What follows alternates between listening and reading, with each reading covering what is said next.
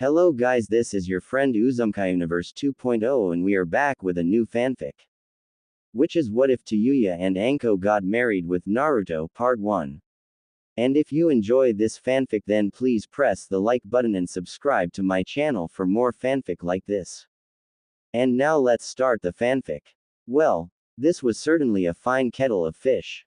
First, he had been blasted away by that weird gust of wind, and now this giant snake was trying to fucking eat him alive.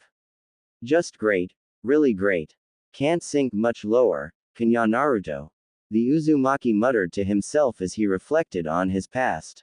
He recalled the numerous times he played pranks throughout Konoha, and noted that he had wasted valuable time on those childish hijinks instead of training. All the time he spent fawning for Sakura when her heart was already set for another. His failures and victories, the people he met during his adventures, so on and so forth.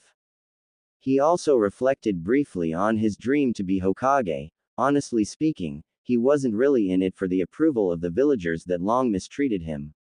He wanted to make the village a better place for those he cared about and for those suffering similar trials to what he may have suffered in the past. Additionally, it was also a sort of revenge against those who mistreated him. However, none of that really mattered right now as he felt the snakes inside slowly crushing him. I'm not gonna die here, not just yet, I won't. Naruto promised himself, and for some reason, he couldn't help but smile without fear, even as he glared down at the serpent's dark abyss of a gullet that threatened to consume him. If I can just move my arms, Naruto growled as he pushed against the slimy walls threatening to crush him, planning to use the shadow clone jutsu to force his way out. Then, without warning, what can only be described as a miracle happened. Meanwhile, in another part of the forest, Sakura stared out in horror as Sasuke clashed with a strange Kusa-nin that appeared out of nowhere, and found that her crush was actually getting crushed hard. The Uchiha was completely powerless in the face of this unknown foe. He even used his entire repertoire of jutsu to try and drive back the Kusa-nin, but Sasuke's opponent either dodged or deflected all of his attempts. At this point, it seemed like the Kusa-nin had just been playing and toying with the young Uchiha, and now Sasuke was on the ground, writhing in pain after the Kusa-nin had bitten him on the neck, strange black markings appearing on Sasuke's face. I suppose you'll have to do Sasuke-kun. Someday soon you'll come to seek me out for more power. It is the only way you'll ever hope to overcome Itachi. The Kusa-nin spoke, a small part of their face melting away, revealing some deathly pale, chalky white skin. Itachi. Sasuke growled out in rage, cursing himself for his weakness while some images of the Uchiha massacre flooded his mind. The pale ninja ripped off the rest of the face he was wearing and smiled sadistically towards the Uchiha, then directed his attention towards the form of Sakura who was frozen in terror. Doesn't seem worth the effort to kill a gnat like you. For now, I think it best you look after Sasuke-kun. He's not looking so well at the moment. The pale man spoke in a slightly mocking voice, then his face fell as he noticed something odd. The numerous trees began to shake violently and a loud rumbling could be heard. The ground below began to quake and crack as the trees shook even more violently, then it hit Sakura that this was an earthquake. Taking the momentary distraction as her only chance, she quickly snatched up the fallen Uchiha and took him away as fast as she could carry him, leaving behind the serpent-like man who seemed busy steadying himself. He grimaced a bit, but decided that this was fine. He accomplished his objective with the Uchiha. Once the curse mark was set in, he'd send some foes in the boy's direction for a more thorough testing. For now though, he would wait until the earth settled. Unknown to him, these quakes and many more phenomena were happening everywhere. In the span of the next few minutes, the shinobi nations experienced strange weather and other phenomenon. In Suna, snow began to fall heavily, blanketing the hot deserts and the village itself without any warning. In Iwa, massive tornadoes appeared and began tearing through the lands with unnatural force. In Kumo, massive tidal waves and typhoons began crashing at their borders. In Aim, The ever-present rainfall came to a sudden stop with the raindrops suspended in midair before suddenly ascending back up into the sky. In Kiri, a massive thunderstorm appeared as bolts of lightning rained down from the heavens, obliterating a large portion of the village. And on these happenings continued. The universal reaction of the people, as one would expect, was that of shock, confusion, and terror. Then, just as mysteriously as it all started, it suddenly came to a stop.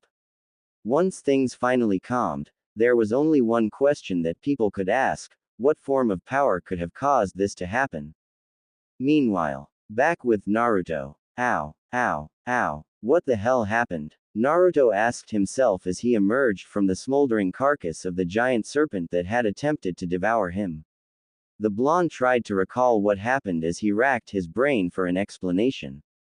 He remembered that his body had gotten all hot, then everything went black, then he heard some kind of explosion, and then when he opened his eyes again, the snake had been fried from the inside out and split open by unknown means. Choosing not to question his good fortune, the blonde was simply happy to be alive and well. Now he had to regroup with his team and complete this leg of the exam so he could get the hell out of this crazy forest. He felt himself shudder a bit as a tingling sensation ran across his body. He looked down and noted that the upper half of his jumpsuit had been destroyed, leaving his upper body exposed. Whoa, did I bulk up? The blonde asked himself as he took note that his arms were much more muscular and he was now rocking a six-pack as well, his new build being similar to that of a swimmer. Huh, did I unlock some kind of a bloodline or something? Wonder what it is or does exactly. He wondered aloud as he flexed his right arm, admiring his newfound form. He couldn't help but smile a little since it seemed that the heavens had finally smiled upon him. Whatever this bloodline was, it just might help give him the boost he needed to advance in his shinobi career. He then winced a bit upon noting that his pants felt uncomfortable tight around his lower body. It would seem he would need to acquire a change of clothes as soon as possible. However, that was something to deal with later since he had more important matters to attend to, namely reuniting with his team and escaping from this hellhole. His musing was interrupted when he heard a loud scream echoing across the forest, prompting him to look in the direction of the noise since it sounded a lot like Sakura. Off in the distance, he saw a girl with red hair and glasses, running for dear life from a very large and very, very angry bear that was hot on her heels. Naruto in good conscience couldn't bring himself to leave the girl behind to be mauled or potentially eaten, so he decided to rescue her. Focusing some chakra to his legs, he launched himself on an intercept course to cut off the bear so he could draw it off or something. Naruto found himself moving much faster than he had ever gone before as he jumped from branch to branch amongst the trees, and in the span of a few short seconds, found himself almost on top of his quarry. Shadow Clone Jutsu, Naruto called out as he summoned a pair of clones who then grabbed his arms, and then like a slingshot, threw him forward in the direction of the bear, causing the blonde to slam into the bear's massive body, and make it fly away, which made it collide into a tree with enough force to snap its neck before falling to the ground completely limp. Whoa, didn't realize I'd gotten that strong, but I'll still take it. Naruto whispered to himself since he had planned on throwing the bear off balance and distracting it for a bit so that the girl could get away, but this worked better. He could bring the bear back to his team with the help of his clones for food, that way he wouldn't be coming back totally empty-handed. Holy crap, you killed it. The girl spoke that had been previously chased by the now deceased bear. Apparently the sound of it impacting against the tree caught her attention and made her stop upon seeing her rescuer. She was staring at the Uzumaki boy with tearful eyes filled with gratitude for the rescue, her legs shaking beneath her as she slowly sank to the ground, no doubt being exhausted from the run and from sheer terror. You okay there? He asked the girl. At his question, the crimson-haired girl scrambled to her feet and wrapped her arms around his midsection in a hug as she repeated, "Thank you," over and over again. From what he could tell, he couldn't see any serious injuries. She was probably just in shock for the moment. She'd need a bit to calm down a bit, but otherwise she'd be just fine, though she'd probably have nightmares relating to bears for a long while. Then, all of a sudden she released him from the hug and recoiled in disgust while exclaiming, "Holy crap. You frickin' stink." For a brief moment, the whiskered teen felt insulted since he took good care when it came to personal hygiene, then he remembered where he had recently been and understood the reason for her reaction. "Oh, right. Sorry. Ya see, a snake tried to eat me just a bit ago. You're probably smelling that," he explained while rubbing the back of his head, causing the spectacled girl to nod in understanding. "Yeesh. Looks like I'm not the only one having a bad day, huh? Thanks again. My name is Karen." She spoke and then gave a polite bow as she introduced herself, then her body went rigid as she stared wide-eyed at her rescuer as some drool suddenly fell from her lips. Nice to meet you, Karen. I'm Naruto Uzumaki. Why are you looking at me like that?" he asked, feeling slightly uncomfortable with her staring. His question seemed to quickly snap her out of her stupor as she wiped the drool from her lips and adjusted her glasses. "Oh, sorry. I didn't meant to stare or freak you out. It's just, I don't think I have ever met anyone with such enormous chakra reserves in my entire life before," she answered, her words causing Naruto to gain a better understanding of what she meant. "Oh, you can sense my chakra, huh? You must be what's called a sensor. I once read from somewhere that some ninjas have advanced sensory abilities and can detect the chakra signatures of others. Sounds like a useful skill. Anyways, where's your team?" he asked out of curiosity. In response to his question, Karen pointed towards the deceased bear, more specifically its massive paws that were covered in blood. By the looks of it, her teammates didn't make it. Told them it was a bad idea to mess around, but would they listen? "No, what do I know?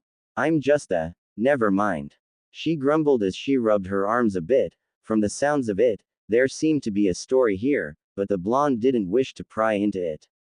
"Sounds like you weren't treated all that well, huh? No serious loss then. Anyways, do you, wanna come with me? Wouldn't feel right to leave you here all alone." He offered and extended a hand to the crimson-haired girl, who quickly took it with a heartfelt smile. "Thank you again, you're a really nice guy. By the way, where is your team?" Karen asked since the blonde was all alone. Had his teammates gotten themselves killed as well? "Oh right, I got separated from them. I was about to go looking for them, then I heard you screaming. Would you mind helping me out? That sensory power of yours would be a big help," Naruto requested, earning an eager nod from Karen, who now had a bright smile, obviously wishing to help pay back her rescuer. "It'd be my pleasure. But, before we do anything else, there's something I have to do first. You saved my life, I owe you my life in return. So, I gotta do this."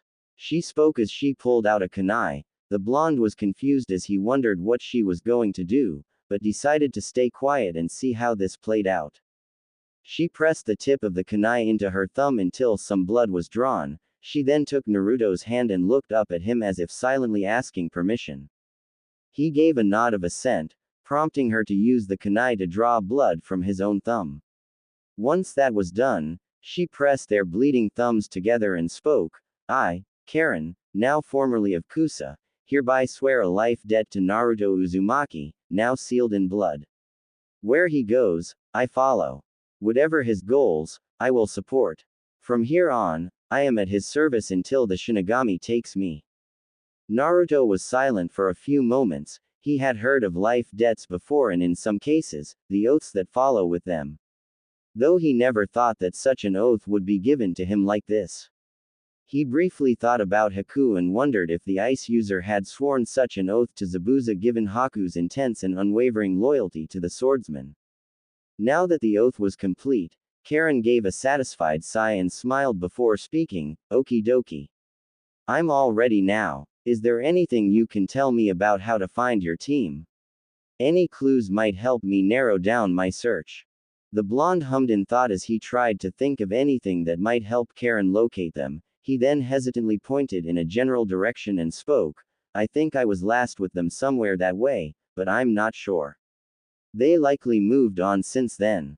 Not sure if this helps, but one's a guy and the other's a girl, although I think Kakashi, our sensei, once mentioned that Sakura's chakra reserves were fairly weak. A boy, a girl, one having weak chakra reserves, I've made do with far less. Give me a sec. Karen spoke as she began to concentrate and began her search for potential chakra signatures. She found a few that were in groups of 3, and immediately ignored them before moving on with her search. As she did this, she couldn't help but think to herself, he said his name was Uzumaki, but he doesn't have the red hair. Mixed heritage maybe. Well, I'll ask him about it later when we're out of these fucking woods. As she did this, Naruto summoned a group of clones to prepare the dead bear for transport. As they began to work together to lift the bear, Naruto took note of a tattoo on their backs that resembled a golden dragon. Think Ryuji Goda's tattoo, Yakuza game series. He had to admit, the tattoo was pretty badass, but he certainly didn't remember getting such a tattoo. He could only conclude that it must have appeared after his bloodline awakened. He also wondered if it had a different purpose than for aesthetic reasons. He had no time to consider the subject further as Karen called out, "Aha! Naruto, I got a hit. I think it might be them." At that, the blonde grinned as he cracked his neck and spoke, "Okay, Karen.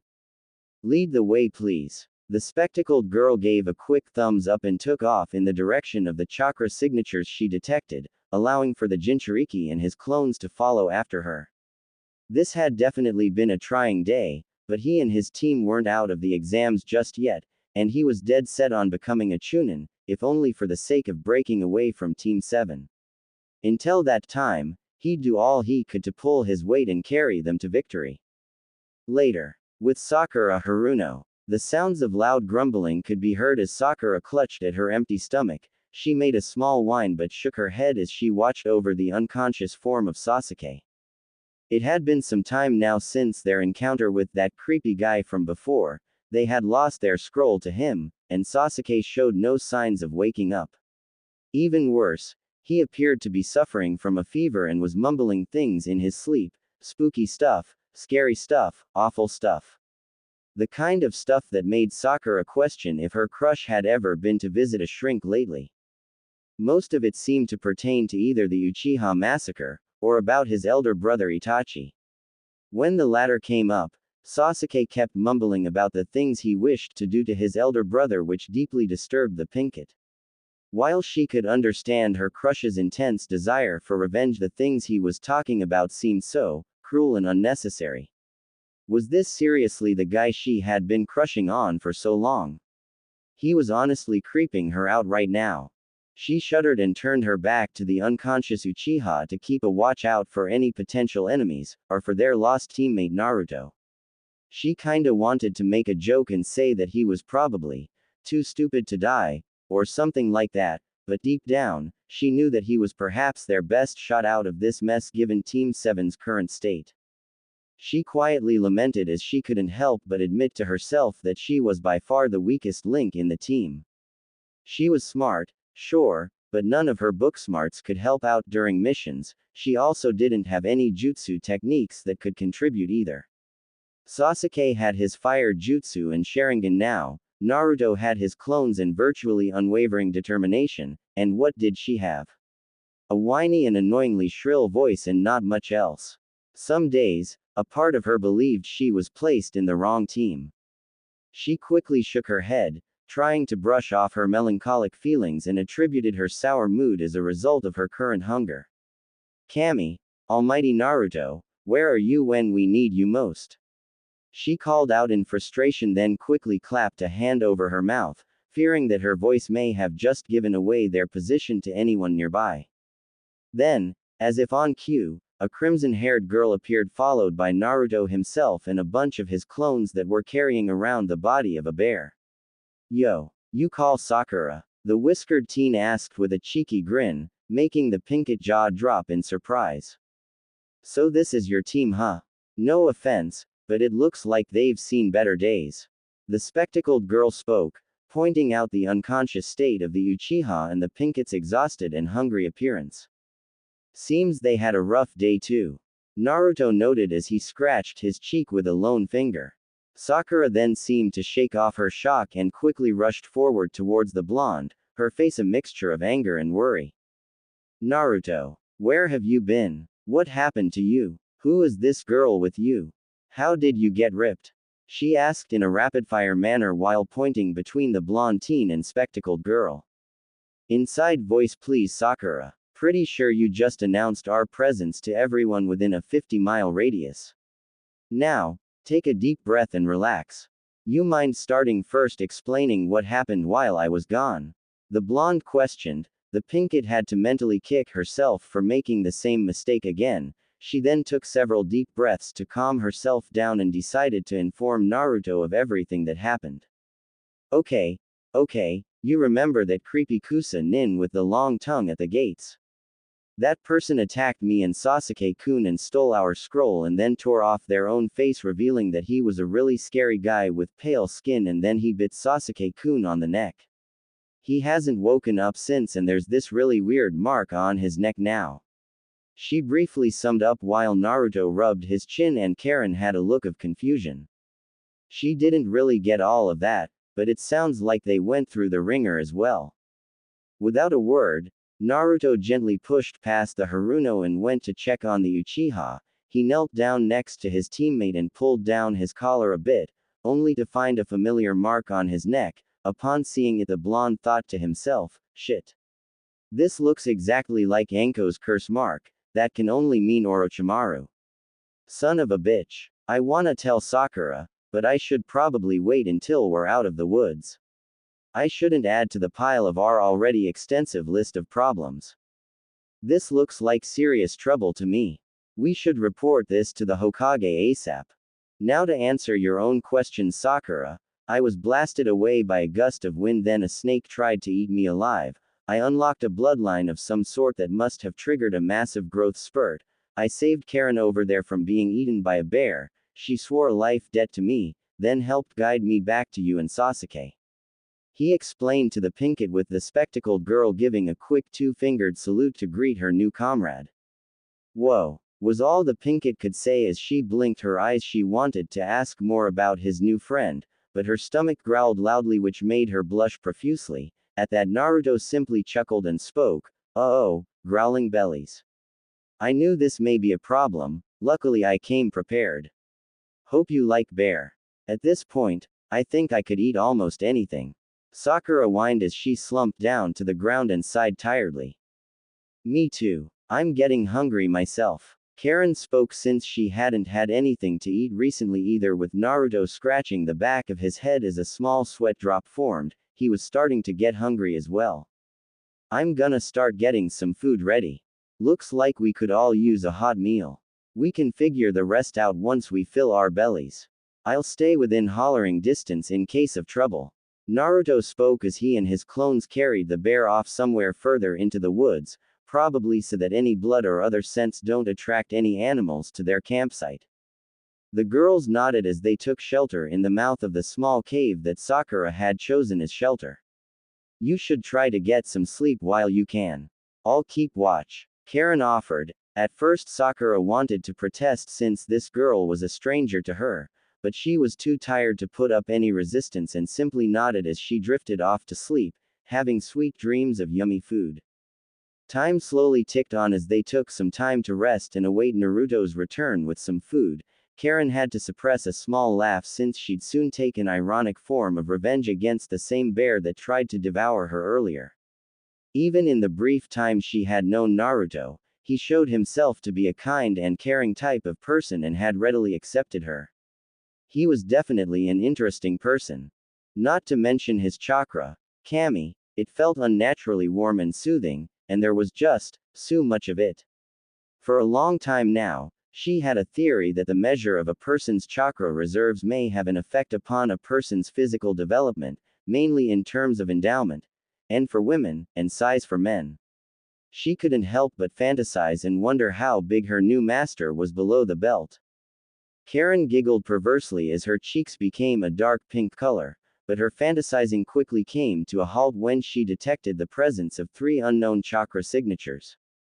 Humans. 2 males, 1 female. She adjusted her glasses and quietly waited, Time continued to move ever so slowly as she waited. It would seem that these people were watching them, and they didn't seem to be in any hurry to move on or find other prey. The crimson-haired girl narrowed her eyes and gently shook the pinkett awake. What is it? Food. The Haruno muttered sleepily as she woke up, eager for something, anything to fill her stomach. Not quite. Someone's watching us. Karen warned, whispering to the pinkett while putting a finger to her lips to signal for her to be quiet.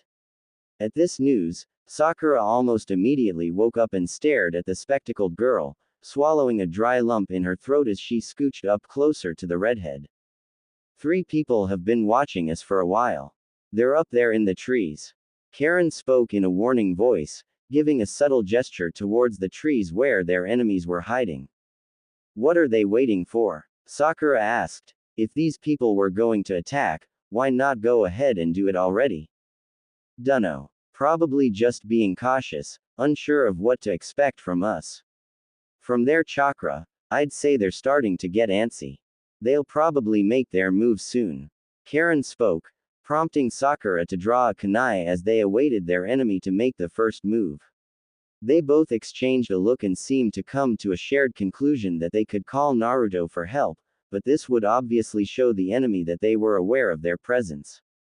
That aside, Naruto should be back soon, so they just had to stall for a bit. At last, their watchers emerged from their hiding places and appeared a short distance away. Sakura immediately recognized them as the team from Oto, recalling how the mummy-like one took a swing at the Kabuto guy during the first stage of the exams. Oi, bring out Sasuke Uchiha. We've got business with him. The mummy-like Oto nin spoke in a menacing voice. Even beneath the bandages he wore, it was easy to see that he was giving off a sadistic smile, same as the spiky-haired guy. The girl, however, had a blank face as she twirled a senbon between her fingers. What's your beef with Sasuke? Karen asked with a snarl, her headband gleaming for a brief moment as it caught the Oto nin's attention. The hell? What's a Kusa nin doing slumming with some Konoha nin? The spiky-haired Oto nin asked in confusion, with his compatriot humming in thought since he was kind of curious about that too. Didn't seem to make much sense for teams of other villages to team up, too great a risk of village rivalries or backstabbing to warrant a potential alliance. Doesn't matter, Zaku. Our objective hasn't changed. We're here to fight the Uchiha after all. If these girls want to get in our way, then so be it. We'll just plow right through them. The apparent leader of the Oto team spoke as he pulled his sleeve back, revealing some kind of device on his arm. The one called Zaku smirked as he took on a fighting stance and spoke with a cruel smirk. Yeah, whatever you say, Dosu. I can definitely work with that. The girls quickly stood up and adopted readied stances, ready to spring into action. Although in the case of Sakura, she wondered what sort of help she could possibly be, but she wasn't about to go down without a fight. The Oto nin seemed ready to charge, until a familiar voice spoke from behind them. Yo, something we can help you with. The air suddenly became cold as a powerful killing intent flooded the area, sending shivers down the Oto team's spines as they slowly turned around and were met with the form of Naruto, who seemed quite pissed off. Huh, hey, Dosu, isn't that the shrimpy loud kid that made that big speech during the first exam?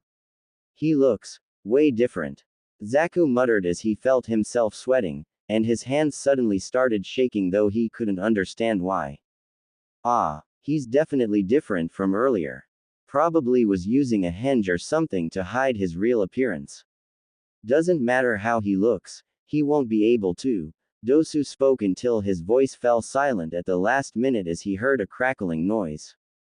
He looked down a bit and saw electricity dancing between the blonde boy's fingers, then all of a sudden the whiskered teen vanished in a flash of yellow, much to the astonishment of everyone that saw it. Naruto then reappeared next to Zaku and kicked him square in the temple, snapping his neck upon impact and sending him flying away. Not sure what your business is with Sasuke, but I don't really care. What I do care about is that you just threatened the girls. Now you're gonna have to die for that. Naruto spoke in a cold and detached voice as he vanished in another flash of yellow. Dosu stood still as he focused chakra to his ears, trying to predict where the boy would appear. He heard a small pop sound behind him, prompting him to turn around and find a hand gripping his face. Then the sounds of electricity crackled loudly, which was followed by a loud boom and a flash of light. When the dust settled, Naruto merely huffed in annoyance as he tossed aside Dosu's body, which had been charred black.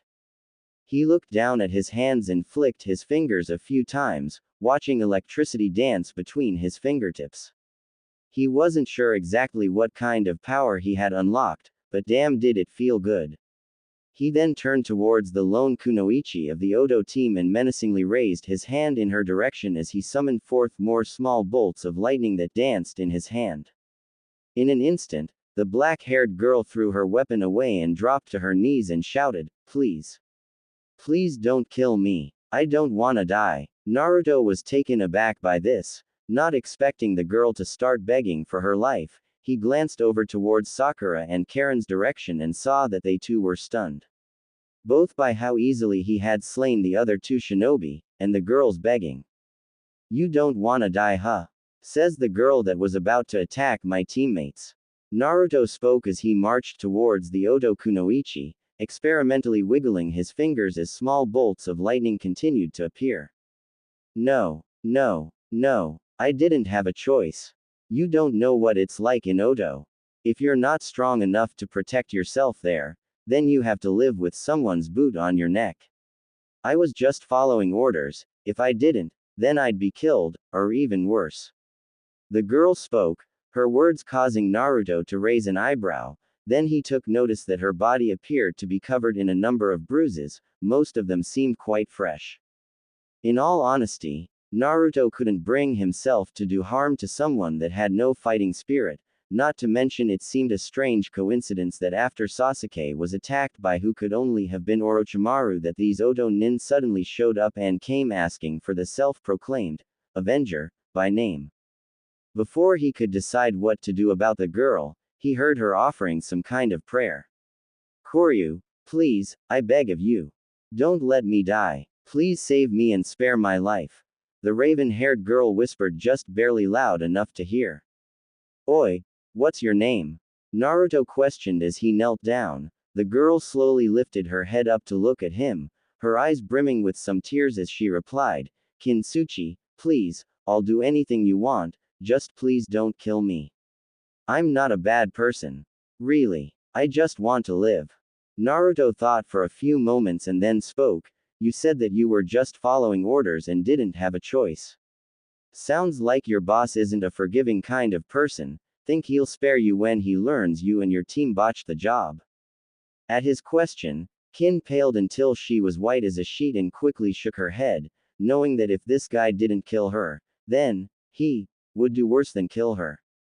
There was only one thing to do that might just give her a fighting chance. "No, he won't, I know. Information. I have some information to trade. If you take me to your Hokage and give me protection, I'll tell you everything I know," Kin promised, her eyes filled with a mixture of desperation and hope. Poor thing looked absolutely terrified, and cutting her loose and sending her on her way would likely be a death sentence. Naruto sighed since it seemed he had no choice in the matter. "Fine. Give me your hands." Naruto spoke, prompting the Odo kunoichi to nod as she presented her hands, allowing Naruto to take some ninja wire and start tying her wrists behind her back and tying her index fingers and thumbs together to prevent her from using any jutsu. "You can't be serious, Naruto. We don't know this girl. She was going to attack us. You really think we can trust her?" Sakura questioned with a snarl, prompting the blonde to shrug. "We still don't know Karen all that well, but she's here with us anyway. Plus, I think we can trust that Kin-san wants to stay alive. Now then, Kin-san, we'll take you to the Hokage and you can share what you know with him. You try anything and you can guess the rest." Naruto spoke, directing the last part to the Odo girl, who quickly nodded in understanding. I got it, Kin muttered with an exhausted sigh, feeling relieved that she wouldn't be joining those two assholes in the ground. "You hungry, Kin? We were about to have dinner before you guys showed up." Naruto spoke, gesturing to a group of clones who emerged from the bush, bringing forth varying cuts of cooked meat to the girls. Both Karen and Sakura seemed ready to burst into tears at the sight of food, with their new prisoner's stomach joining the chorus of grumbling stomachs. "You're going to feed me?" Kin asked warily. While she was glad that this guy spared her for now, she doubted that he would show her any real kindness. Nobody did, except maybe one person. "I know how it feels to be hungry. I wouldn't wish for anyone to starve to death." Naruto spoke as his clones began passing around various portions to the girls, while another clone stepped up to feed the Otokunoichi due to her hands being bound, and another left a portion for Sasuke to the side whenever he came around. "Name's Naruto Uzumaki. That's Sakura and Karen, and the snoozing guy is Sasuke, your target." "So, why were you after him?" Naruto questioned after introducing himself and the others while taking a large bite of cooked bear meat. He had to admit, he had never had bear before. This was definitely a new experience. "Can't tell you if I wanted to. We were told to fight Sasuke, so that's what we were gonna do. It's not healthy to ask too many questions in Oto, you see." Kin replied as she snapped up some offered meat while the other girls chewed noisily. "Sounds like Oto isn't a nice place to live at all. Saw the bruises on you, didn't see anything on your teammates, were they abusing you?" Naruto questioned, which caused Kin to tense up but then nod in confirmation as she chewed on a large bite. "That's awful. No one deserves to be treated like that," Sakura muttered angrily, while Karen nodded in agreement as she picked at some of her food. "I was treated kinda like that in Kusa, I know how it feels.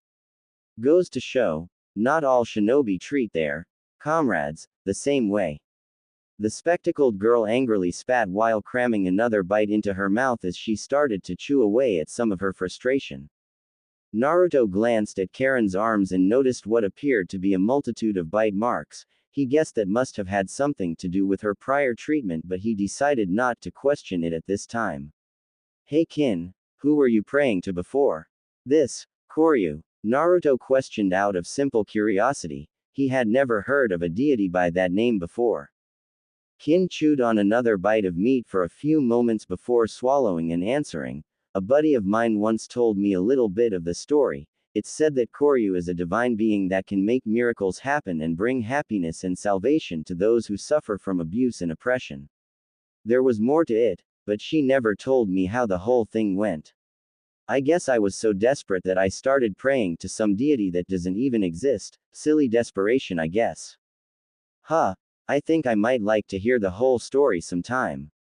At any rate, so long as you behave, you'll be fine," Naruto replied, prompting Kin to nod in understanding as she continued indulging in her meal. "Hey Naruto, what you did before, with the lightning and that yellow flash thing, how'd you do all that?"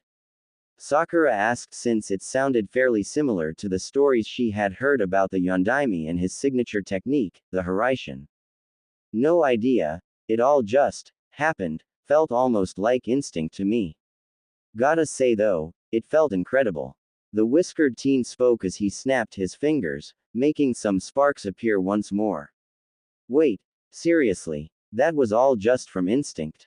If that's the case, it'd be terrifying to see what he could do once he got some proper practice in." "Right, we still have a problem though. That pale guy took our scroll. If we're to have any chance to pass this exam, we're gonna need to find a heaven and earth scroll." Sakura spoke in a somewhat discouraged voice which seemed to catch the attention of Karen.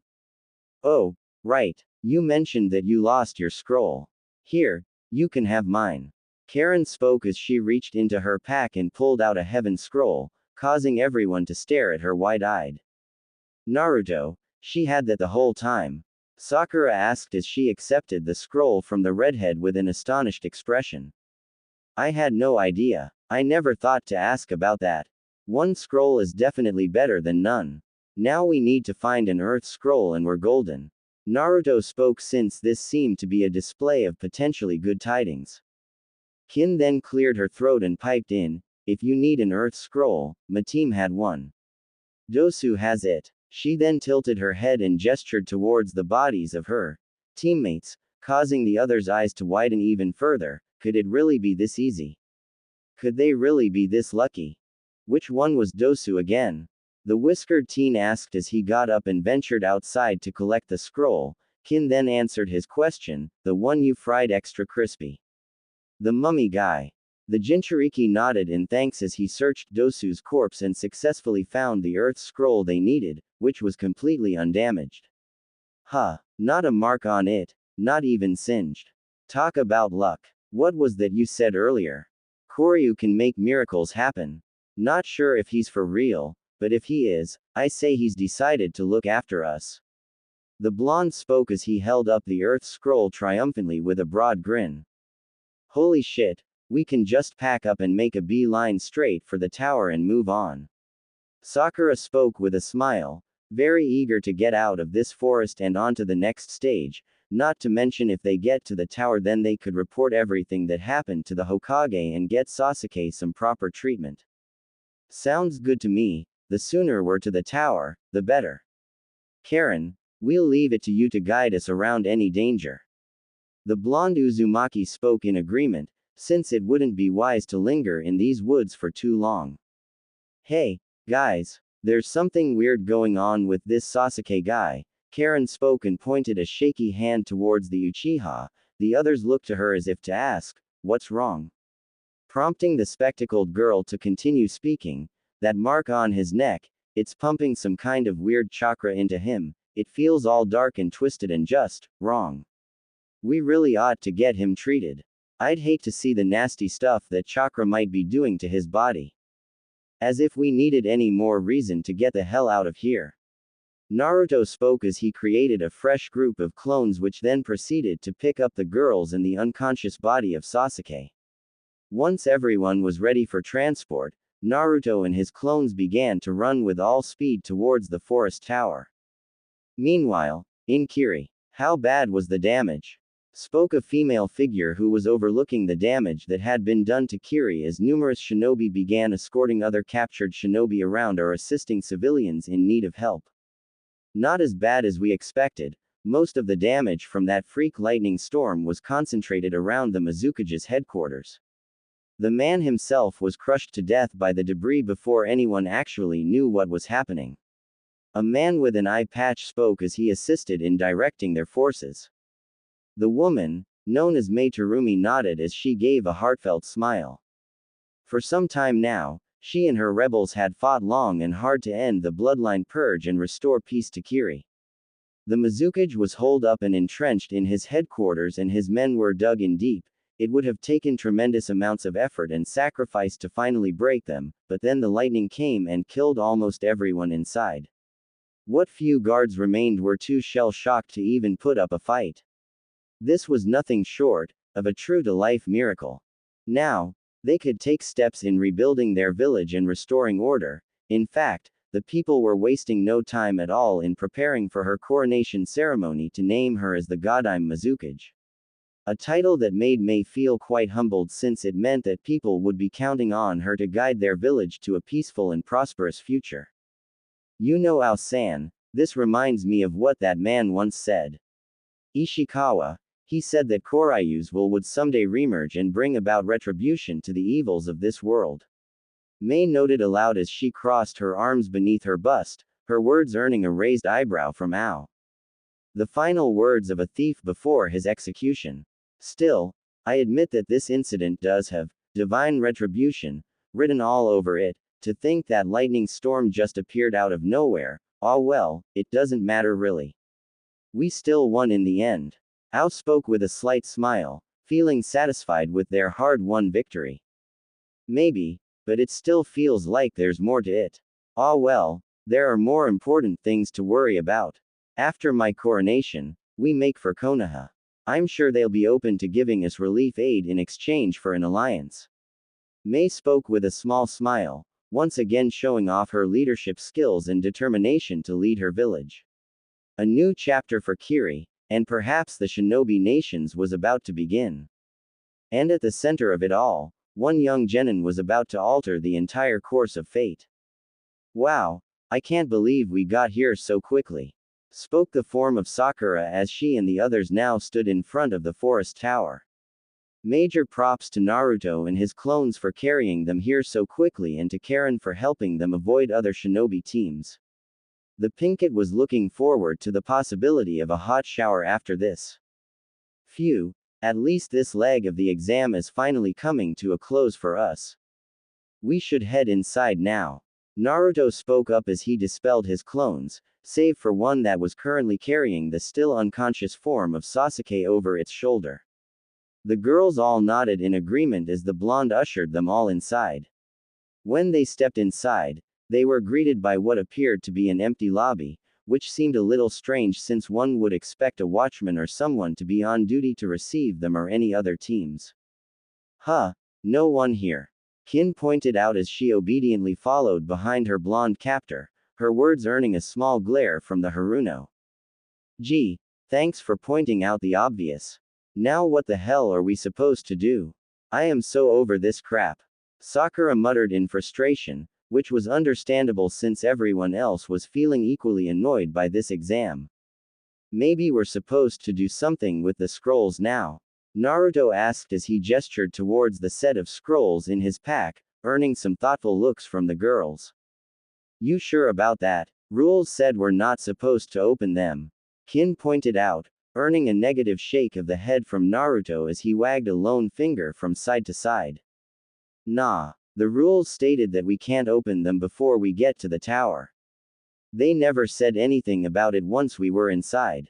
Maybe the scrolls act as some kind of a key when we arrive. The whiskered teen pointed out, which caused the girls to gain thoughtful looks before nodding in agreement since it seemed they were out of any other options. Sakura took the heaven and earth scrolls and proceeded to unfurl them, but was stopped when the loud bang of a door being slammed open caused them all to nearly jump out of their skin as a purple blur crashed into Naruto before he even had a chance to react. Naruto, you shitty little bastard. Screeched a female voice as a woman was now straddling the blonde on the floor. Oh, hi Anko-chan. Nice to see you again. Naruto casually greeted when he saw the form of the current exam proctor was straddling his waist, and she seemed super pissed off with tear-filled eyes as she suddenly began slapping him across the face. Shut up you bastard. I hate you. You deserve to go to hell. Do you have any idea how worried I was about you? Anko shouted angrily in between slaps while the girls in the background watched on with stupefied expressions since they were unsure if they should interfere or let this play out. Naruto. Are you friends with her or something? Sakura asked since that was the only intelligent question that came to mind at the moment. Then again, the two seemed quite similar in personality, so it shouldn't be that surprising if they're friends. Naruto glanced over in the Pinkett's direction while showing almost no reaction to the barrage of stinging slaps to his face, even as his cheeks became red with a multitude of hand-shaped markings that started to appear. Oh yeah, me and Anko go way back. We've been best friends for as long as I can remember. Don't worry, this is pretty normal. She did this when I got back from Wave Country too. She won't admit it, but she's a worrier. Shut the fuck up you little shit.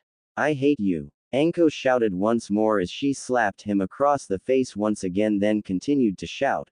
I almost had a goddamn heart attack when those quakes happened, and then I have to worry about you being in constant danger and, the purple-haired woman continued to rant angrily. You need some help there Naruto? Karen asked as she tilted her head to the side. In response Naruto looked over to her and answered, nah. It's fine, just let her vent and she'll be okay. After a few more seconds of the exam proctor slapping the hell out of the blonde, she let out a small sigh of relief and gave him a cheeky grin. There. I'm all good now, sorry about that Naruto.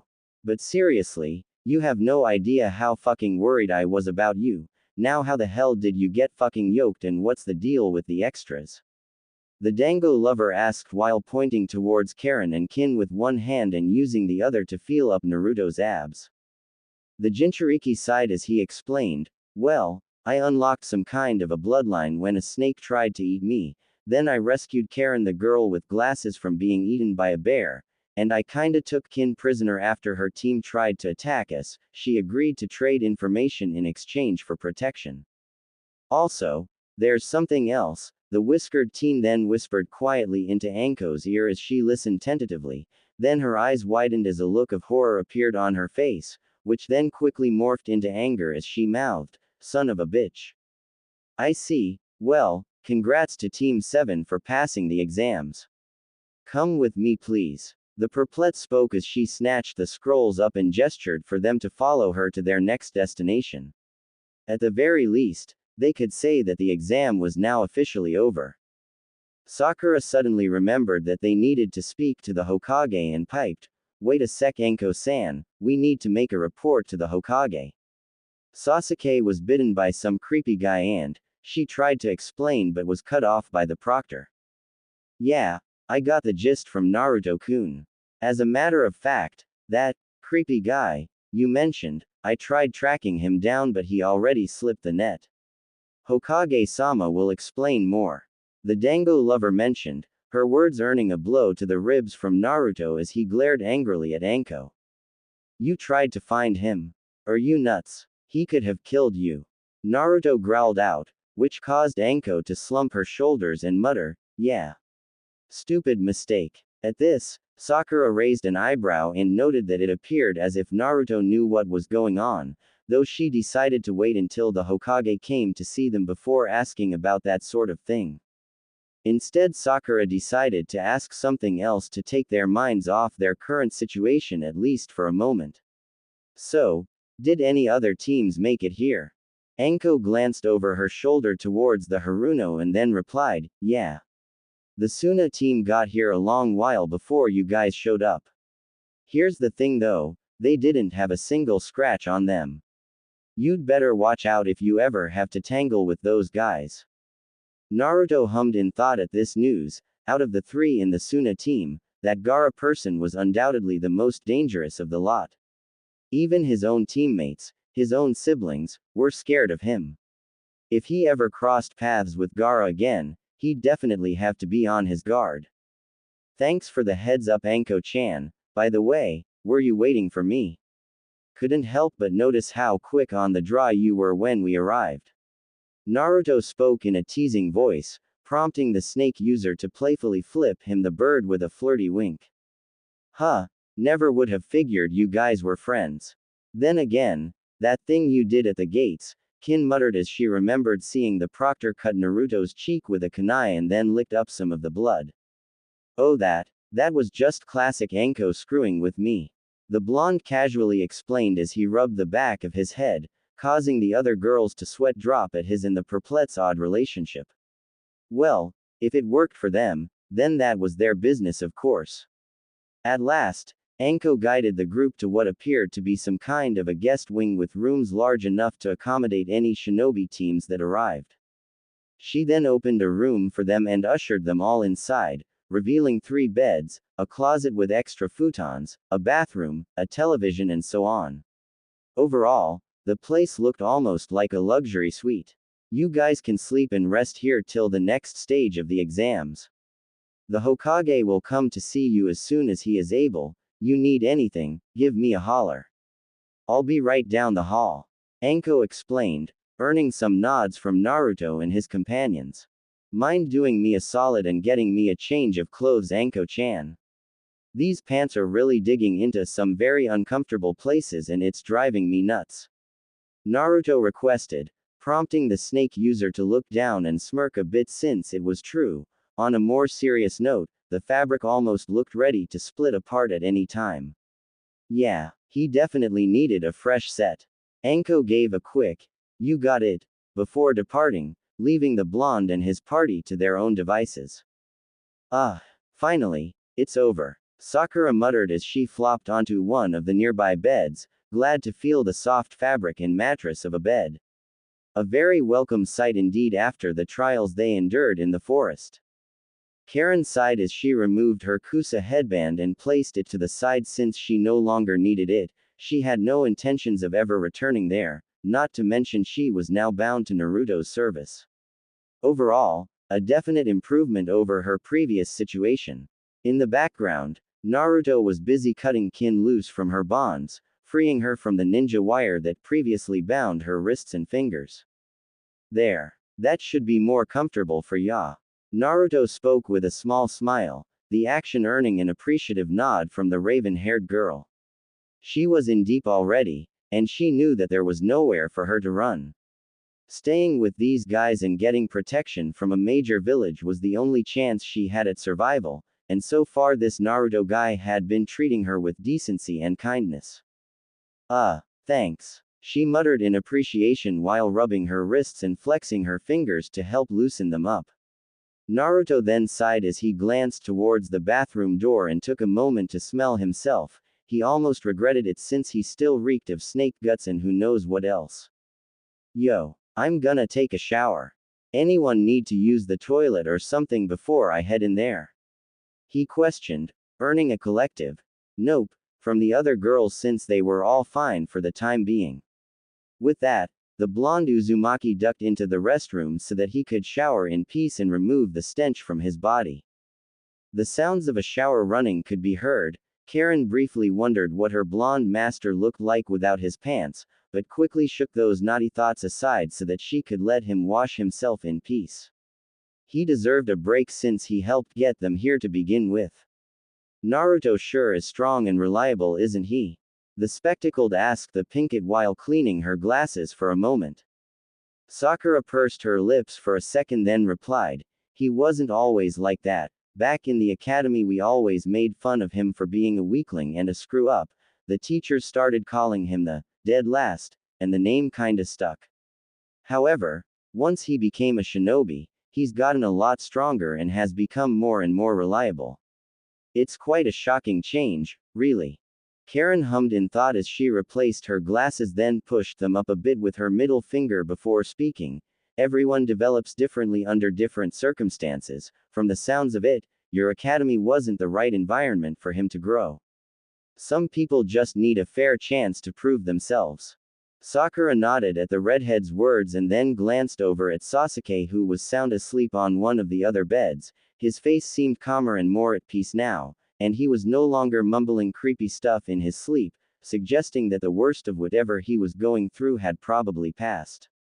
Still, what Karen said earlier about that dark chakra in his body was quite concerning. Hopefully there was some form of treatment that could help him. So Kin, what do you plan to do once you're safe? You gonna join us? Sakura asked since the most prudent choice for the Oto Kunoichi would be to join up with Konoha so she would continue to be safe from harm. Dunno. Back in Oto, the only thing on your mind is survival and making it to live through the next day, and the next day, and the next day. Never really had a chance to sit down and seriously think about the future and what I want to do. Maybe I can get that chance here. The raven-haired girl replied as she turned on the television and started watching a movie from the highly popular Princess Gale series. Wow, that brought back some nostalgia for the pinkett. She remembered meeting the actress herself, who was actually a fallen daimyo, and how she and Team 7 liberated Snow Country and putting her back on her throne. Those were definitely exciting times. The last she heard, the film was still being edited and prepped for public release, but some footage of Team 7's battles were gonna be added into it. That would definitely be interesting to see, especially when Naruto delivered the final blow to that dodo guy. Her musing was broken when she heard Sasuke moaning, and looked over in his direction. She saw that he was lifting a hand to his head, signaling that he was coming around at long last. Easy Sasuke. You're okay. We're all safe now. Sakura spoke soothingly, then snapped her fingers and quickly went to fetch some water for the Uchiha since there was no doubt that he'd be thirsty. Fortunately there were some bottles of water in a nearby mini fridge. The Uchiha opened his eyes and found himself in unfamiliar surroundings, the only sight that he recognized being the form of Sakura fawning over him as she quickly popped open a water bottle for him, but at the moment he was too thirsty to protest.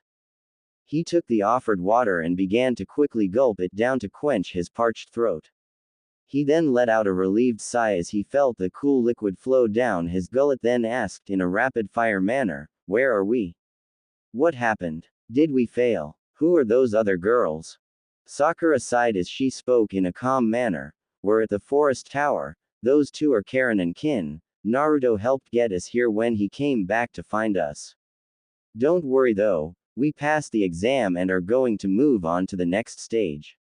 At this news, the Uchiha was silent for a few moments as he quietly absorbed this news. Naruto, got us through? Sasuke asked with a raised eyebrow, wondering how someone as worthless as the Dobi could have helped them pass the exam. Yeah, Naruto really pulled his weight out there when he came back. He also unlocked some kind of bloodline or something, and he made some new friends too. Sakura explained while gesturing to the other girls. Kin scoffed a bit with a small smirk and replied, friends is a bit much in my case. I'm technically a prisoner. Her words earned a small scoff from the Pinkett since that was true. She'd almost forgotten about that since the raven-haired girl had been so cooperative and obedient.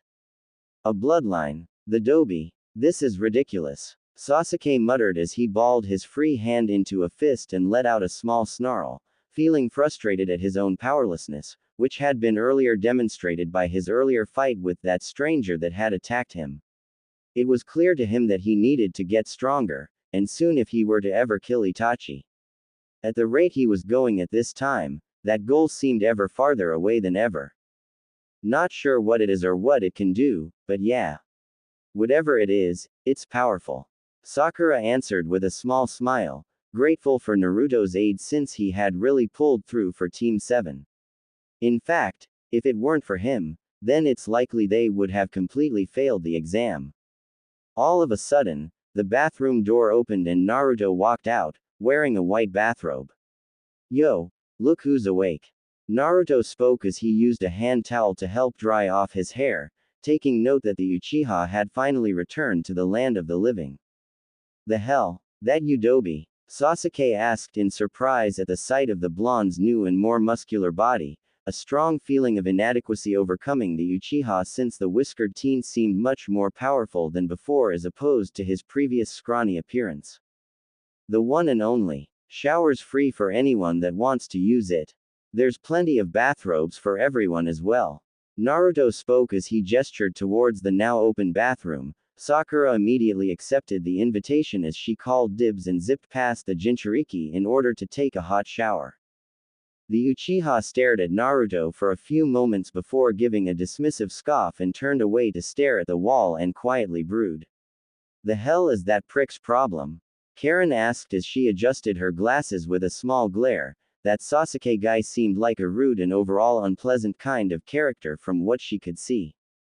Just Sasuke being Sasuke. Best to ignore him if he gets on your nerves.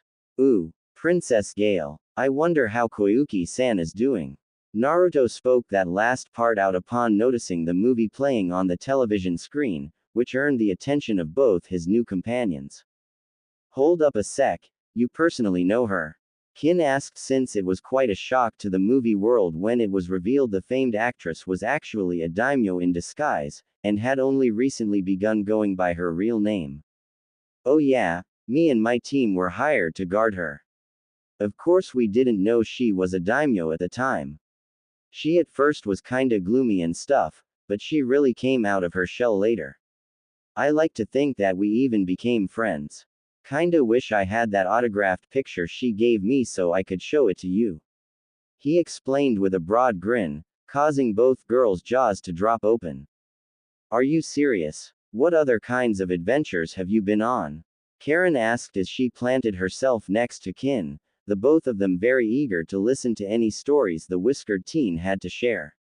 Naruto smirked as he decided to oblige them since they had some time to kill, so he began to regale them with some of the missions he and Team 7 had been on.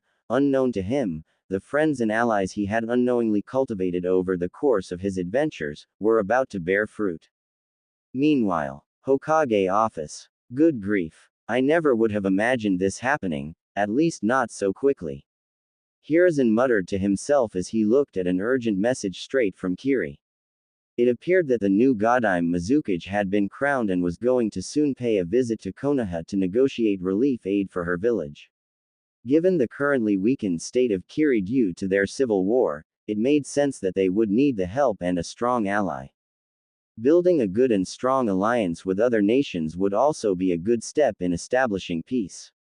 From what Hiruzen had heard, this Mei Terumi was a strong, charismatic, and competent leader that had seen the rebel faction through thick and thin, and was often credited for their many victories and achievements over the long civil war. She was, by all accounts, a complete shoo-in to become Mizukage. He had to admit, he was looking forward to meeting her in person. His musing was cut short when a knock came at his door, prompting the Sandame to call out, "Yes, come in." At his signal, his trusted Anbu captain and bodyguard Nako escorted in several dignitaries that he had been expecting today. Some old friends of Naruto's actually. From Wave Country, the newly elected and reluctantly crowned daimyo, Tazuna. From the newly dubbed Spring Country, world-renowned movie star and beloved daimyo of Spring, Koyuki Kazuhana. From Taki, the leader of the village Shibuki and his bodyguard Fu. Each representative and leader of their respective homes, each owing to Team 7, and more specifically to Naruto Uzumaki, an enormous debt of gratitude both of a personal nature and from their respective homes. Welcome, all of you. Welcome to Konoha. I admit, I haven't greeted so many dignitaries and leaders at once in some time. Hiruzen spoke with a small chuckle, the others nodding in agreement since this was new territory for them just as well. Thanks, it still hasn't really sunk in that I was picked to be daimyo, but I'll sure as hell do my best to represent my country. If it weren't for Naruto and Team 7, Wave would still be under Gato's yoke of oppression. Tazuna spoke as he crossed his arms over his chest, then briefly scratched since the new daimyo robes he was wearing felt uncomfortable for him to wear. Indeed, my people would have suffered under Dodo's regime as well had Naruto not defeated him and restored hope to us and to me. Koyuki noted as a look of nostalgia washed over her face which she tried to hide behind a handheld fan. Ah, same. If Naruto hadn't stepped in with his team, Taki would have been in great danger. He saved my village and helped me find my courage as well. Shibuki spoke as he recalled the blonde fearlessly fighting the Taki leader's former sensei in Mortal Kombat. After a few brief moments of silence, the bridge builder decided to speak up. Well, if you guys don't mind, I'm not one for that pomp and circumstance crap. I'd rather get straight to business. The others chuckled at that, though they all nodded in agreement since that would certainly move things along. That aside, they didn't really like standing on ceremony if it could be avoided. Koyuki giggled and spoke, "Hi, I agree with Tazuna Dono. I'd also like to move things along. I'll start first by offering some of Spring Country's technology. We have recently finished some equipment that can aid in the healthcare of people in local hospitals. I'm sure it will be beneficial in taking the burden off your doctors and medic nin." At that, Hiruzen almost felt his heart stop inside his chest since Snow Country, now named Spring Country, was quite famous for their advanced technology and inventions, and they guarded their secrets quite jealously. To be given such a gift was utterly priceless, especially if this technology improved the quality of healthcare in Konoha's hospitals. Tazuna cleared his throat and proceeded to go next. Wave Country has quickly become a wealthy trading hub thanks to my bridge and the goods that our ports are bringing in since Gato's death. We wanna offer Konoha a trade agreement to boost trade in your coffers. Also, we want to give Konoha an exclusive contract to protect Wave's interests. With all the trade and merchants flooding the place, it's bound to attract the attention of unsavory characters. Both the people of Wave and the merchants would be very grateful for Konoha's protection and will be happy to compensate accordingly. Again, Hiruzen felt his heart almost stop beating as he nearly fell out of his seat. A trade agreement and contract for protection with a big trading hub like Wave could secure Konoha's finances for many years to come. In many ways, Konoha was still suffering some financial difficulties after the damage sustained during the Kyuubi's rampage on that fateful night. Shibuki then chuckled nervously as he rubbed the back of his head and then spoke, "I was having a hard time deciding what to offer Konoha since the sacred water of my village has the side effect of cutting down a person's lifespan, so then I decided, with Fu's permission, to offer her to Konoha on condition that she be assigned to Team 7. Fu-san. Hiruzen questioned with a raised eyebrow, prompting the tacky leader to nod and reply, hi. That's correct. Fu is the Nanabi Jinchuriki. I assure you she is as powerful as she is capable. The Sandaime then jaw dropped at this since it was quite rare for a ninja to transfer to a different village, and it was absolutely unheard of for a village to give their own Jinchuriki away as a gift.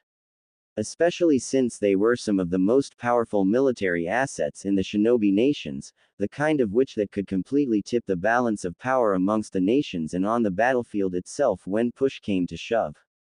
I am completely humbled and speechless with your unprecedented generosity, my friends. I hope that we can work together to build a brighter future for our homes. Hiruzen spoke as he tried to maintain his composure, all the while fighting back some tears that were forming in his eyes. The dream of peace and harmony between the villages shared by the Hokages seemingly closer than ever before. Hey, Naruto showed us that we all gotta look out for each other. How is he doing anyway?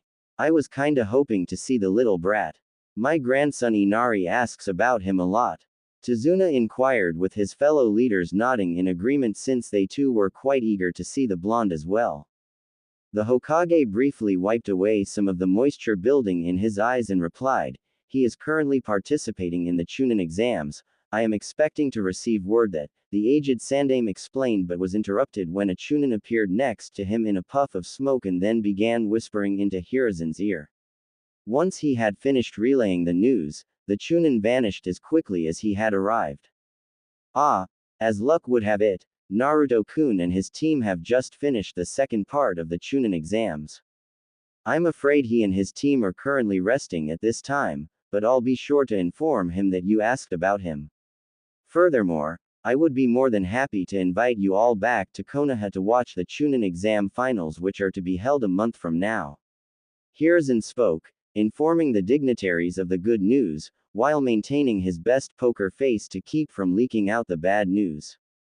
Ha, always bet on Naruto. Tazuna barked out with a bellowing laugh with the others voicing their own agreements.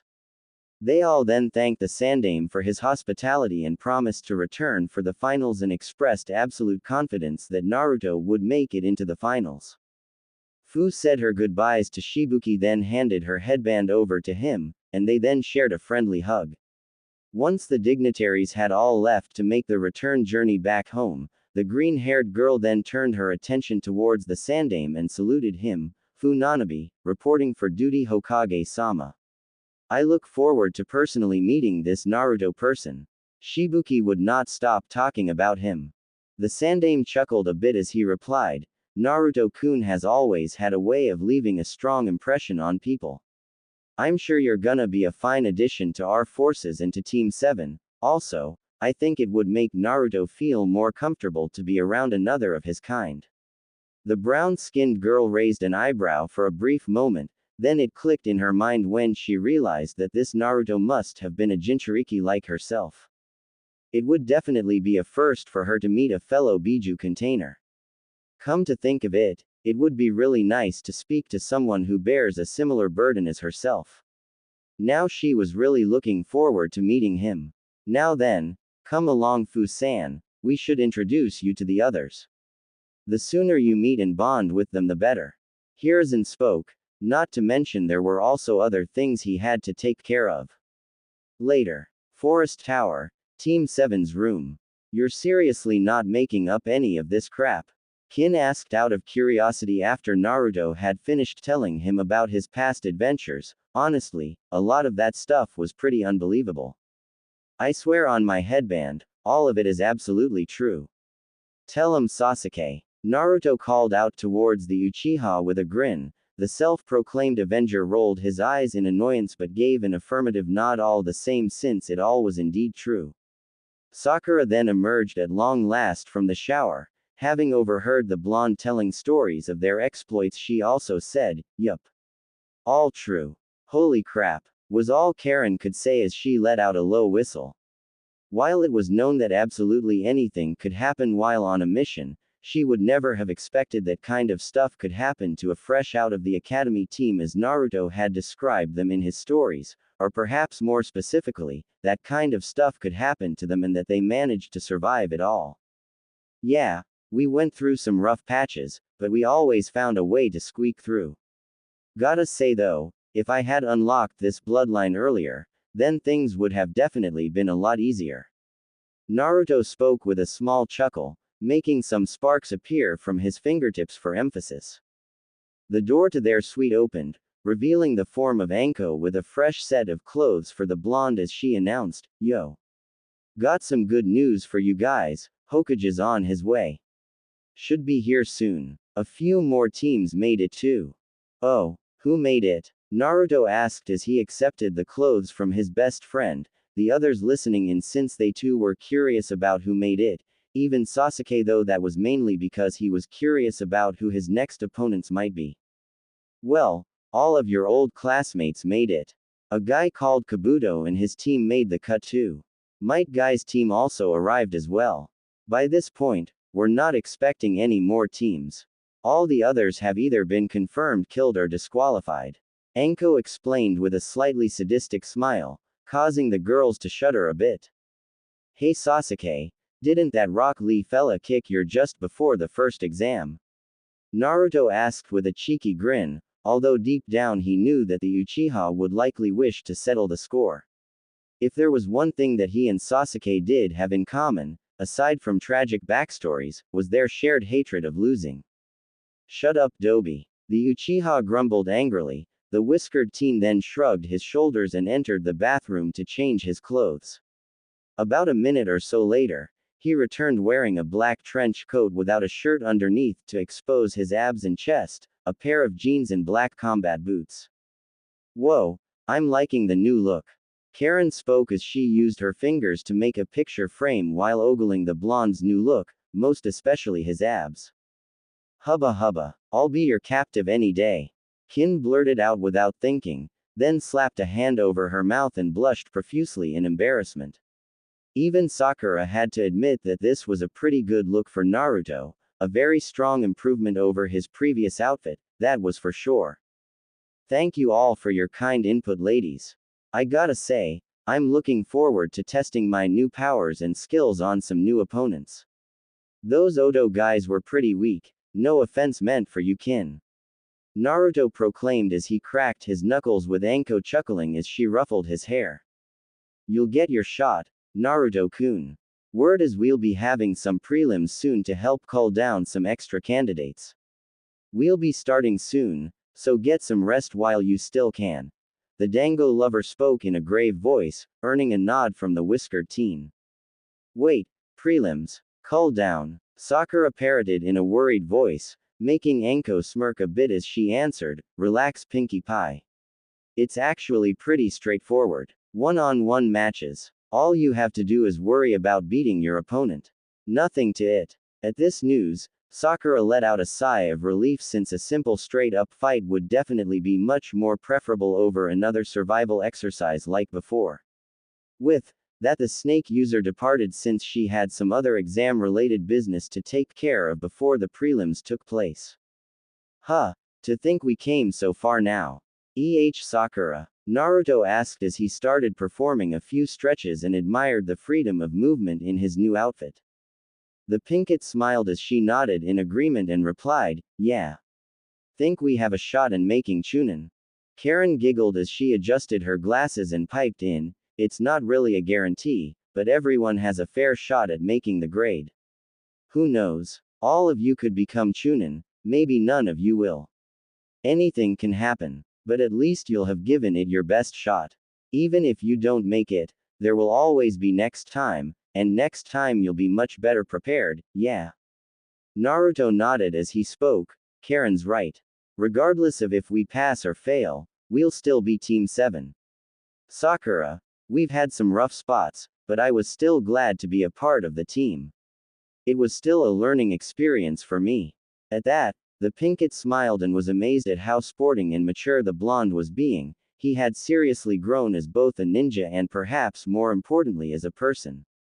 HMPH. Speak for yourselves. If you two weren't around, Kakashi would be able to dedicate more time to me and help me get even stronger, but you are both holding me back. Sasuke spoke with a grimace, his words earning frowns from everyone in the room. Sheesh. Way to kill a good moment, Sasuke. You always were a major. I wish you could have received more of Makoto-san's personality. Naruto grumbled as he ran a hand through his hair, his words earning a glare from the Uchiha. What did you just say, Dobi? What was that about my mother? Sasuke demanded since he had clearly heard Naruto mention his late mother by name. The two boys glared harshly at one another for a few long moments, the atmosphere becoming more and more tense by the second, which was then broken when a knock came at the door. Karen, can you check on that please? Naruto requested, prompting the spectacled girl to give a quick, hi, and walk over to the door to answer it where a voice that was very familiar to Team 7 greeted her. Ohio, my apologies for disturbing you, young lady. I'm currently looking for Team 7, am I at the wrong room? Asked the form of Hiruzen in a kindly and polite voice. Karen shook her head and gestured inside, revealing that Team 7 were indeed occupying this room, which prompted Hiruzen to give a thank you to her as he stepped inside, while being accompanied by a girl with green hair and brown skin that the Konoha genin didn't recognize. Hey old man, good to see you again. Thanks for coming. Naruto greeted in a friendly manner while waving towards the Sandaime. Hiruzen visibly blanched for a few moments before shouting, Naruto. Is that you? I almost didn't recognize you. You're much more. The whiskered teen chuckled as he cut off the Sandaime and spoke, yeah. I know. I'm not a scrawny little pipsqueak anymore. I get it. Bloodline helped beef me up. Not sure how, why, or what it can do, but I hope to find out. Anyway, we have more important business than discussing my new bod. The blonde then flexed his arm for a brief moment and then put his hands in his coat pockets while motioning towards the two extra girls he had picked up and towards Sasuke. Ah yes. Of course, I almost forgot. I must be getting a little senile. Right. The girls. I have already been told the basics thanks to the messenger Anko sent me.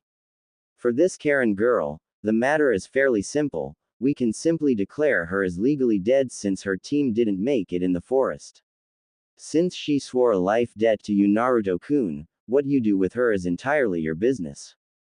As for you, Kin-san, I'm aware that you wish to trade information in exchange for asylum here in Konoha. I'll have Anko-san take you to the T&I department for questioning. So long as you cooperate and share what you know, you'll be safe from harm, I promise you. You'll be in good hands. The Sandaime promised, earning a thankful nod from the raven-haired girl. Unlike in Oto, the people of Konoha, or at least most of them, had a code of honor. So long as she didn't give them reason to harm her, she should be fine. The Sandaime then directed his attention towards the Uchiha with a grave expression and spoke in an even voice, Sasuke, Sakura. The one you encountered in the forest was my former student Orochimaru, the Snake Sanin. He murdered and took the place of Akusa Nin to infiltrate the exams. At this news, Naruto narrowed his eyes while Karen adjusted her glasses. Kin for her part bit her lip while looking a little green in the face. She wanted to say something, but she feared that if she said something now, then she would have lost her only bargaining chip that could save her life. Sakura paled at the thought of having encountered one of the most dangerous shinobi alive, while Sasuke seemed as pensive and brooding as ever, though it seems his pride was bruised a bit less after having learned he had lost to a powerful shinobi instead of some nameless scrub, for all the good it did him. Orochimaru. But, what would he want with us? Sakura asked since it didn't make much sense for her that a Sanin, a rogue one at that, would target a team of genin like themselves. Not us. Just Sasuke. He's been marked. Naruto answered as he gestured towards the Uchiha, with Hiruzen nodding in confirmation. The Sandaime cleared his throat and began his explanation. Orochimaru was caught performing inhumane experiments here in Konoha. He was trying to uncover the secrets of immortality and of any and all bloodlines that caught his attention.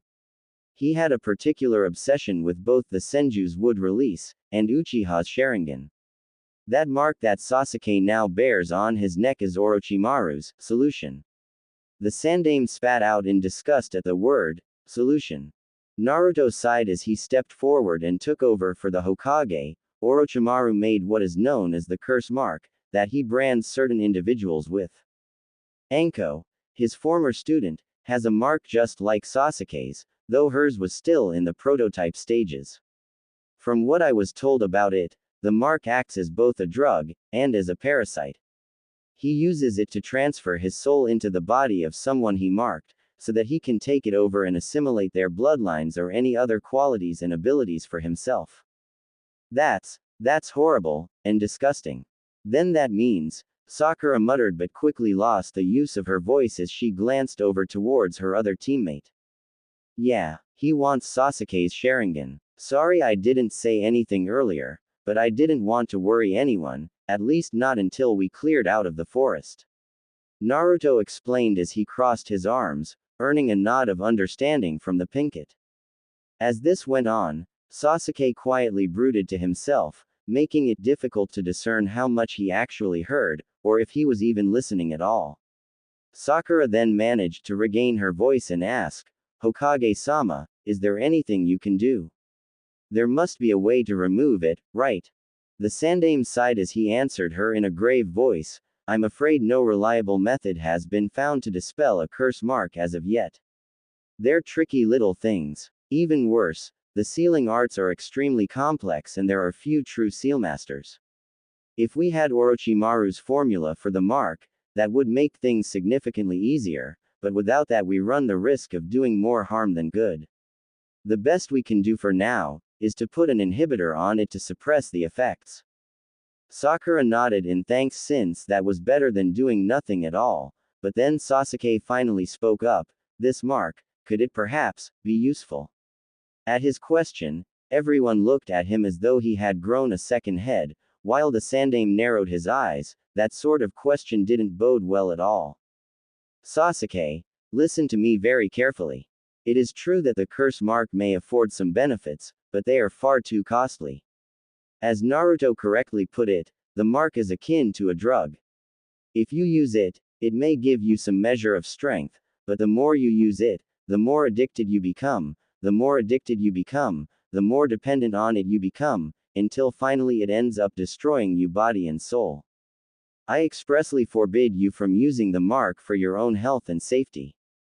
Additionally, I should mention that those who rely on fake power don't get very far in life or the shinobi world. If you are caught trying to use that mark for your own benefit, I will not hesitate to have your chakra sealed and have you placed into protective custody, or even prison if you force my hand. Is that clear? The Hokage almost snarled at the end, showing off an almost uncharacteristic show of contempt and anger. For a moment, the Uchiha grit his teeth, almost as if he wanted to say something, but instead he grudgingly shook his head, which seemed to satisfy the Sandaime for the time being. Very good. Now then, the preliminaries will begin shortly. Team 7, report to the arena. Karen-san, Kin-san, feel free to use the television to watch the matches and cheer for your new friends. Hiruzen spoke, earning some nods from everyone. Then the green-haired girl cleared her throat rather loudly, gaining the attention of the Sandaime. Ah, I almost forgot. Forgive me, Fu-san. Team 7, this is Fu. She will be joining you as an official member of your squad after the Chunin exams. She has recently transferred from Taki, so please treat her well. Hiruzen spoke, introducing the brown-skinned girl who gave a friendly wave. Naruto smiled and decided to break the ice by saying, nice to meet you, Fu-san. I'm Naruto Uzumaki. I don't remember seeing you in Taki when we were last there. How's Shibuki doing, by the way?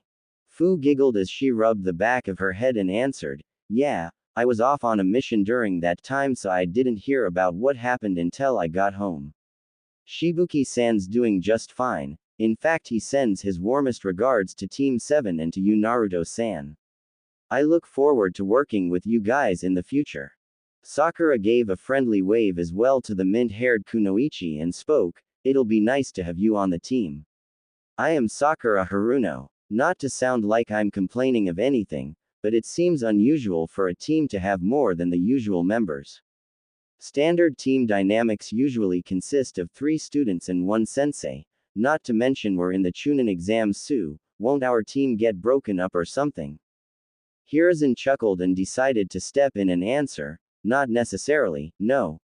Most Chunin who work in teams tend to work with their original teammates due to existing familiarity and teamwork, however they can also choose to do certain missions solo or with other team members. Even if you become Chunin, Team 7 won't be broken up. Also, I grant that these are unusual circumstances, but some teams are granted special rights or exceptions, such as Fu joining you squad for instance, perhaps even Karen-san may join you if she so wishes, given her life debt to Naruto-kun. Sakura nodded in understanding while the spectacled girl gave a nonchalant shrug. She wasn't really interested in becoming a kunoichi for Konoha. She was just fine being an unofficial member that was there to serve Naruto and assist him with anything he needed. Fu-san, as your first official mission of Konoha, I charge you with guarding Karen-san and Kin-san until either Naruto-kun or a woman named Anko Mitarashi comes to retrieve them. Hiruzen stated, prompting the orange-eyed girl to stamp her feet in place and salute the sandame as if to say, leave it to me. Fu then glanced over to Naruto and said to him, I look forward to talking with you more Naruto-san. By the way, it might interest you to know that my lucky number on the totem pole is 7.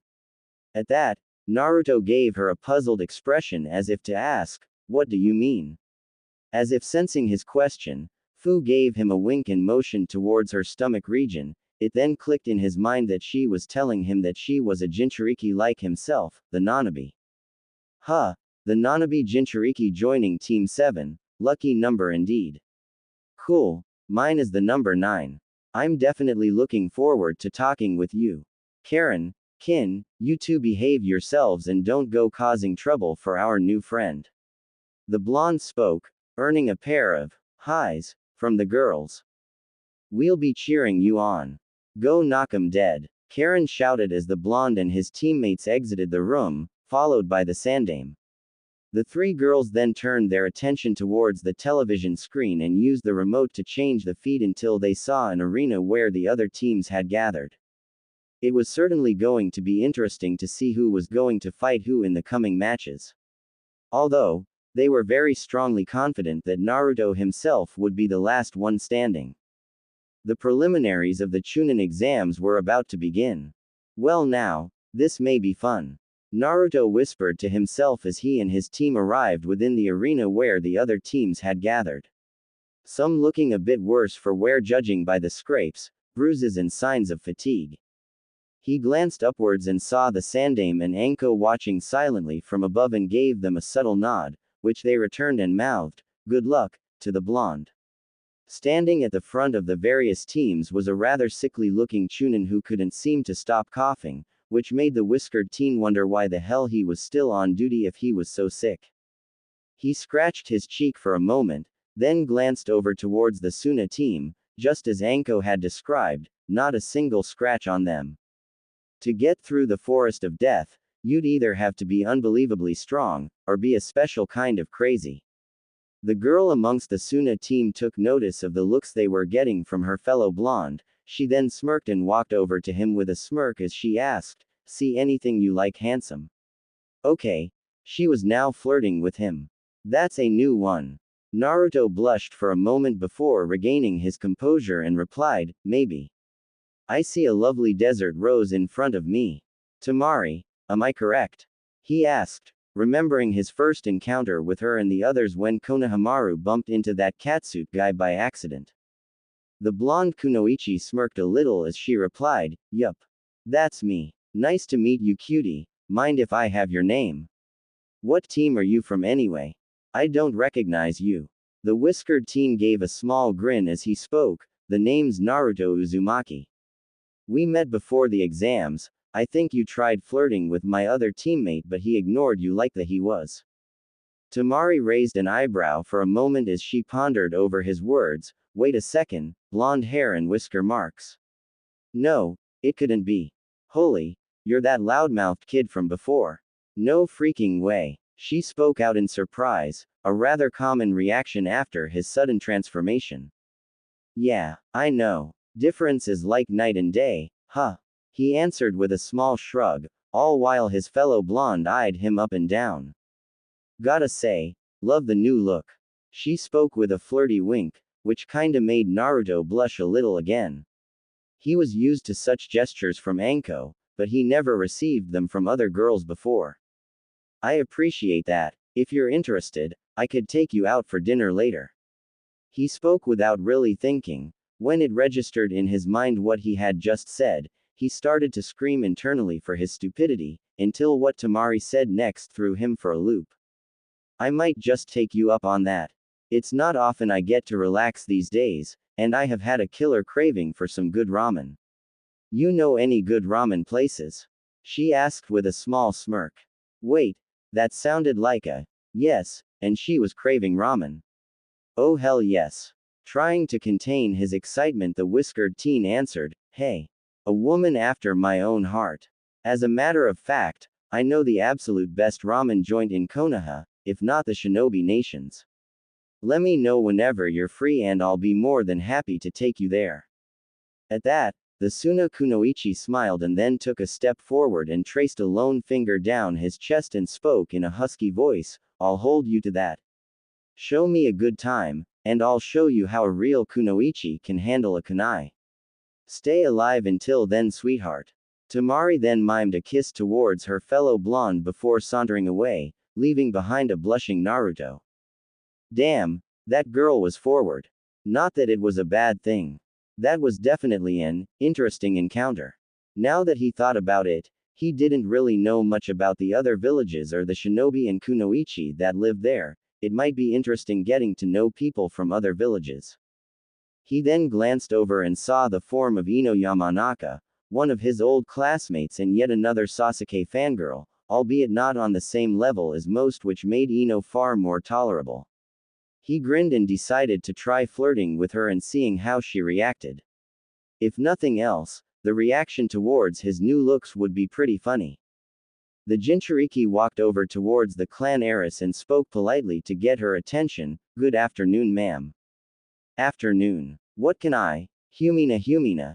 Ino spoke back, but then her voice fell upon seeing Naruto's new form with her eyes widening and her mouth being left wide open.